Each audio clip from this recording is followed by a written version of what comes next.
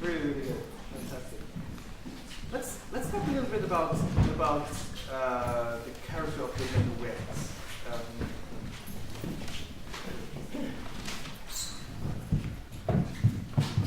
Why are there two minuets? Like, why is it minuet 1 and 2? What do you think? I don't know. I'm glad we're talking about it because it's very interesting that, you know, this is the only movement where he would have two of a kind, right? So obviously there must be some differences because otherwise he would have just written minuet and then minuet. But no, it's minuet 1 and minuet 2. So if you were to pick out certain, you know, like a certain character for each minuet, like what character would you assign to minuet 1 and minuet 2? What do you? I mean, listen, there is no right or wrong answer here, right? It's just for your personal feeling. What do you think? Well, for minuet 1, I kind of think of it as happy and sunny. Mm-hmm. And Awesome. for minuet 2, it would be kind of sad and dark. Very good. Very good. So let's work with these two contrasting things with sunny and happy. Obviously, a minuet, like all these movements, is a dance. Yeah. So I mean, I don't know about you, but when I'm happy, like I like to jump as well, right? So jumping is a big part of my happiness. So I think, you know, when we go for the first few notes, I think that element of uplifting could be sort of represented there, you know, like you know, instead of you know, terrible dancer obviously, but you'll see in a second. I'm not kidding. Because, you know, that I have the feeling that it's not yum bum, but it's yum bum. You know, I give sort of. I mean, this is my partner. Thank you very much. and I sort of, you know, there's one impulse, yeah. Instead of, yeah. Told you. So it's instead of. Don't stay on the ground, but take us up in the air. You want to try that? A little bit bouncier.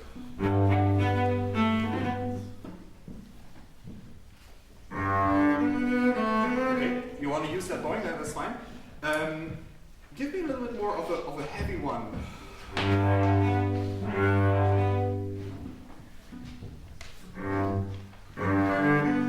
Very good, very good. A little bit more weight in the arm. Very good. Okay, continue.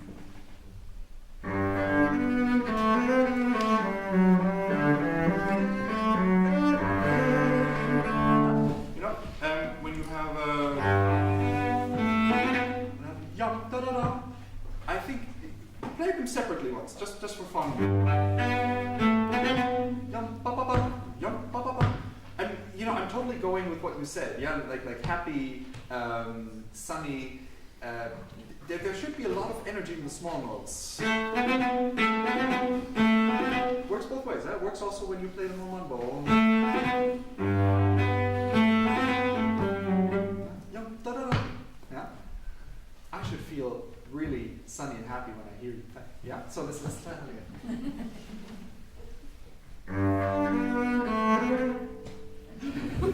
I know it's weird to do different bows, but just try.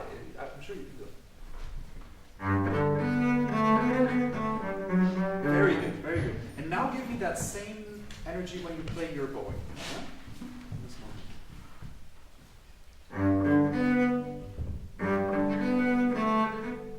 Now just use your bowing. Just use your bowing, but give me the same energy like you did before when you played separated notes. Sorry.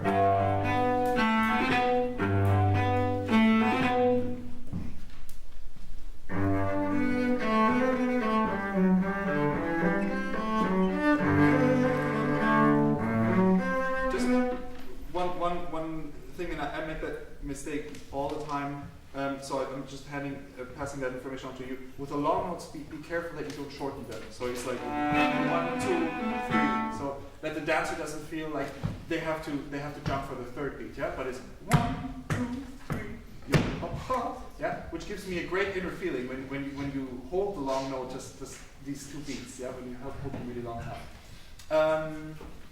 One last thing that I think is interesting.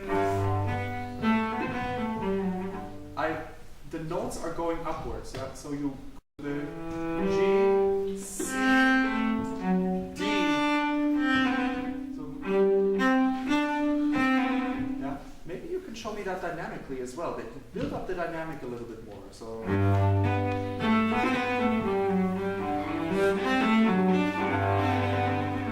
that when you come to da da da, I'm really like, oh, right at the point. Yeah? This music is so much about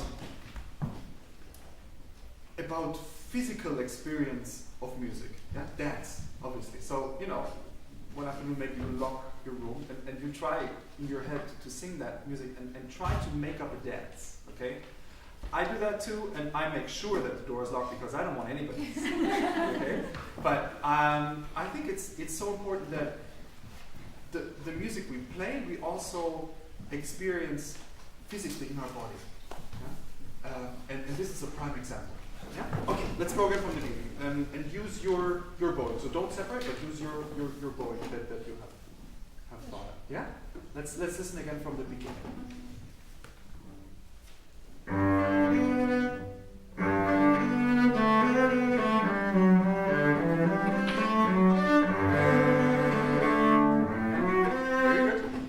Very good long note now. I loved it. With Bach, sort of as a rule, there's a trill is always from up. Yeah? So it's always just in Baroque music, the trill always starts from the upper note. If you can sort of incorporate that. Do you want to go, maybe not from the beginning, but where do you want to go from? Here? Maybe here? Yeah, let's go.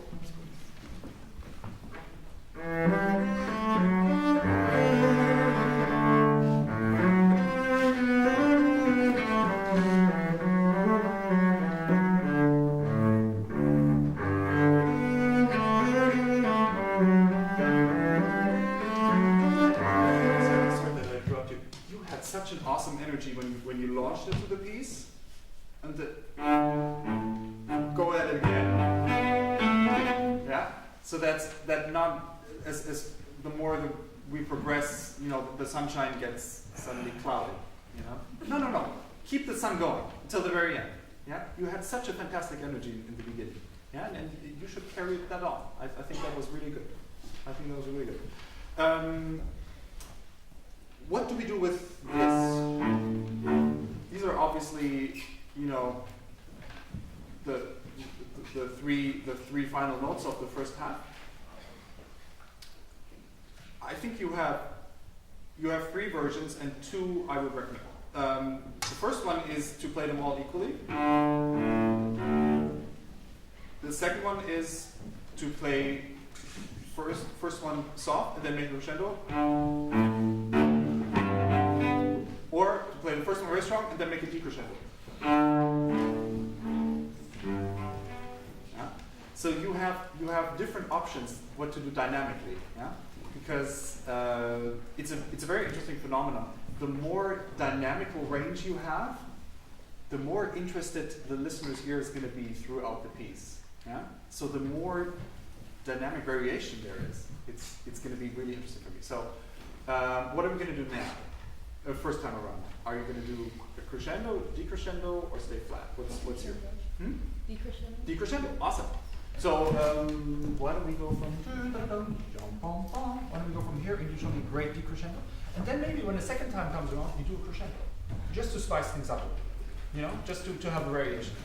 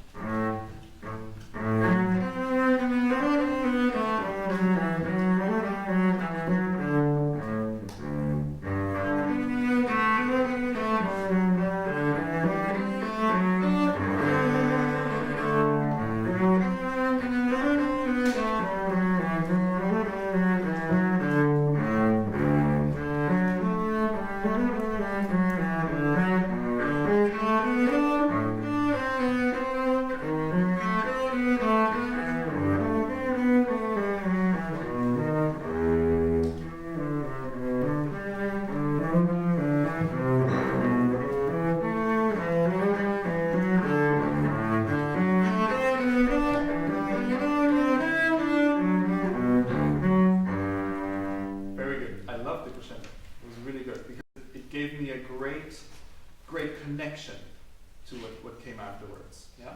With the diminuendo, in the first time around, I thought maybe you could start a little bit stronger. You know, with diminuendos, it's very interesting. I think we always need to exaggerate. You know, always in orchestra, people are going to tell you, "Oh, you're too loud, diminuendo, diminuendo." So that is the much harder part. You know? But of course, the diminuendo can only go so far. Like, you know, if you start only mezzo piano and you want to go into piano, the range is only very small. Yeah? If you start mezzo forte going into piano or pianissimo, then you have a much wider range from where you can go. Yeah? So maybe you need to plan your diminuendo a little bit more strategically, that you start on a higher dynamic point and then you go down. You know? Great. Shall we look into sad? Cloudy.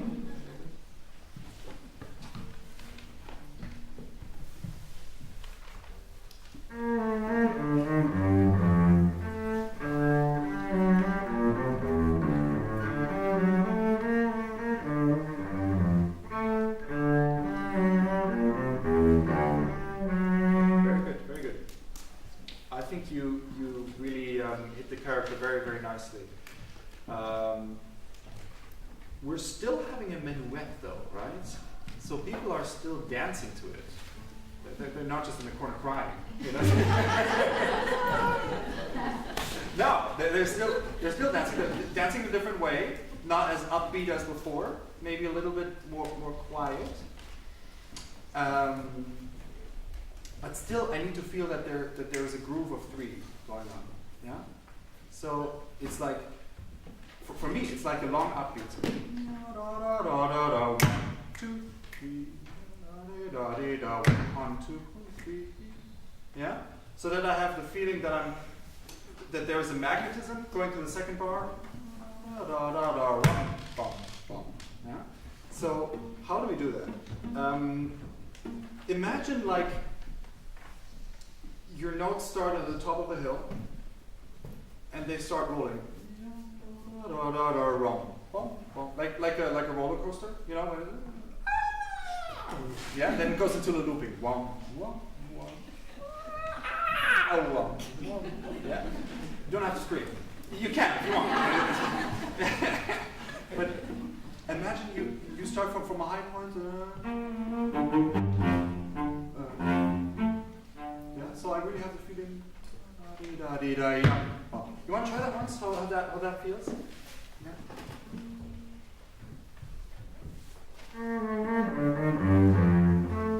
Great, fantastic. That was already on the right track. Now, imagine that the first note is a little bit more stable, and then we get more momentum. But you were already on the right track.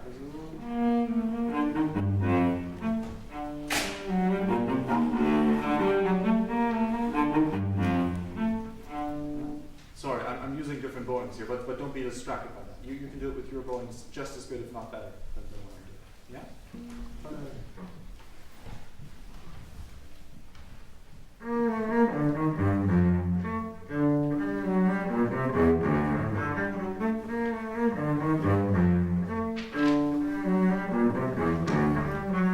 Excellent. Now, I loved the first bar and the third bar. I thought they had a great curve. Now, for the second and fourth bar, yum, bum, bum. Obviously, we call it kinetic energy. You know, it's the energy that builds up when you have something sliding down. Did you ever see these weird things that go like this? Yeah. Yeah. It's like da da da da da da bum bum bum da da da bum bum bum. Very slow. Yeah. But you know, when the pendulum goes up, there's a lot of energy, and then there's less energy, and then there is no energy, and then it goes back. Yeah. So for the second and fourth bar, I need exactly that. You see how that worked? There was a strong less and very few energy. Strong less. Yeah. Try that once.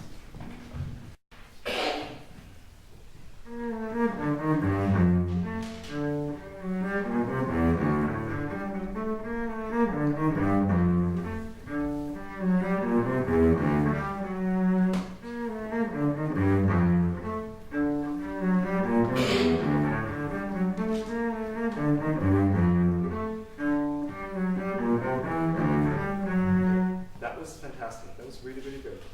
Now suddenly I have the feeling I have a lot of two-bar phrases. Yeah?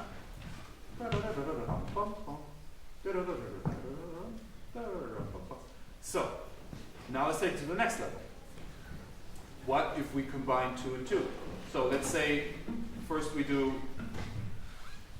very strong downhill.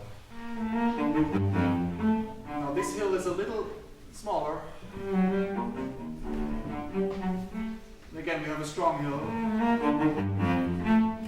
This is small. You know, so the roller coaster here is going from like 200 feet down, and the second one is just 30 feet. Yeah? You want to try that once for me?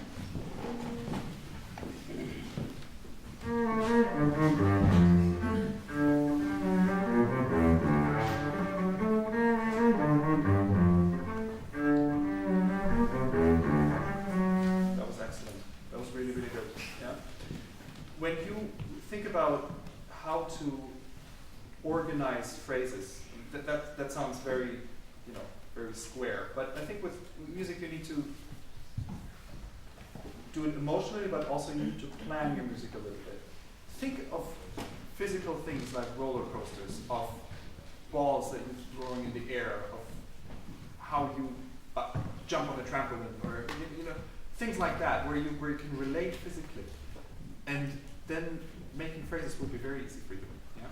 You want to go to the second part of the minuet too?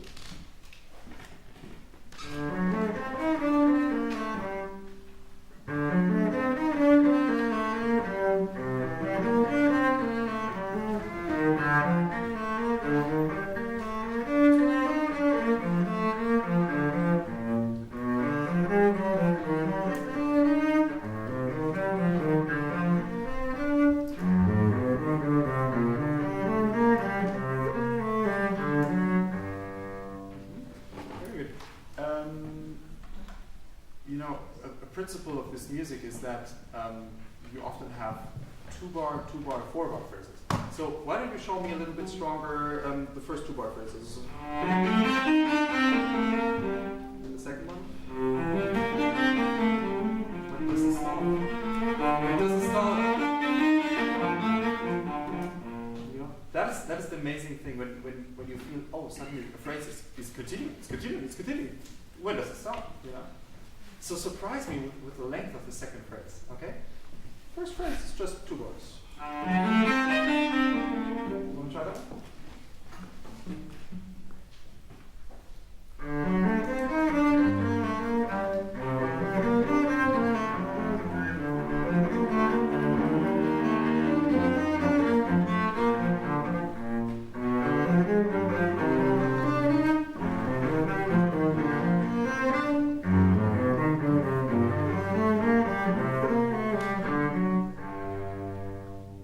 Sorry, that was really bad.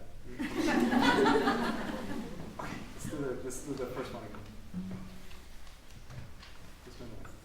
This one. The reprise.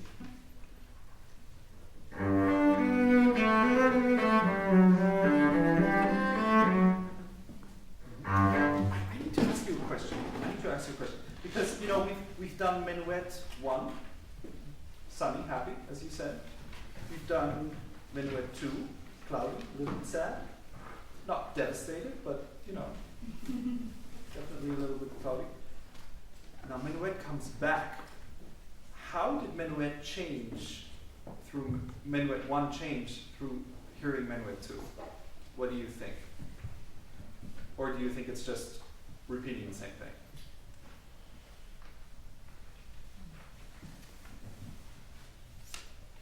I kind of think it's repeating the same thing. Mm-hmm. Now, it's interesting because, you know, when you have an experience of, you know, as we said, of sadness or of clouds, I think when happiness comes back, we experience happiness differently. You know, just because, you know, you wake up in the morning and you're like, oh, I'm feeling pretty good. You know, the sun shines out, not right now, but, you know, in principle, the clouds weren't there. Then around lunchtime you're like, oh man, I really don't feel good, you know, and then in the evening you're happy again. Obviously, because you experienced something, you know, that gave you unhappiness during the middle of the day, you will feel differently in the evening than you felt in the morning, you know, just because you went through that little dip of the day. Yeah? So I could imagine that when you come back to Menuet number 1, you feel even stronger happiness just because you know how sad it can be. So you're really happy that it's sunny again. Yeah? So why not exaggerate that bounciness that we're talking about? You know, why not exaggerate that even a little bit more when it comes back? Yeah? So for example, if I were to start the Menuet one with my bowing for the first time around, I would be like, and then when it comes the second time, I would be, no, I want happiness. I would be like, yeah. I try to convince myself, no, sadness, not for me. Yeah. Show me even more of what the Menuet one is about. Yeah. So why don't you do the ending of the Menuet to from there? Should be enough for a while.